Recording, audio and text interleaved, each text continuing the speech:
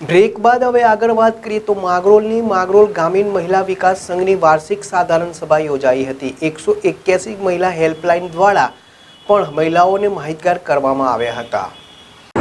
માંગરોળની મુરલીધરવાડી ખાતે યોજાયેલ આગા ખાન સંસ્થા રચિત ગ્રામીણ મહિલા વિકાસ સંઘની વાર્ષિક સાધારણ સભામાં તાલુકાના વિવિધ ગામોથી ઉપસ્થિત 200 જેટલી બહેનોને આગામી આયોજનો તેમજ વિવિધ યોજનાઓ વિશે માર્ગદર્શન આપવામાં આવ્યું, જેમાં 181 મહિલા હેલ્પલાઇન દ્વારા પણ મહિલાઓને માહિતગાર કરાયા હતા। આ કાર્યક્રમમાં સરકારની વિવિધ યોજનાઓની સંપૂર્ણ જાણકારી અપાઈ હતી, તેમજ ખાસ કરીને જે ગ્રામીણ વિસ્તારોની મહિલાઓના મંડળોમાં આવી યોજનાઓની જાણકારી આપવામાં આવે, જેથી કરીને બહેનો પણ આવી યોજનાઓનો લાભ લઈ શકે। આ ઉપરાંત 181 મહિલા હેલ્પલાઇન અને પોલીસની સી ટીમની કામગીરીની વિસ્તૃત માહિતી અપાઈ। સાથે સાથે નારી વંદન સપ્તાહ અંતર્ગત આજે નેતૃત્વ દિવસ વિશે પણ બહેનોને માહિતગાર કરવામાં આવ્યા। જીતુ પરમાર, જેડેશ ટીવી, માંગરોળ।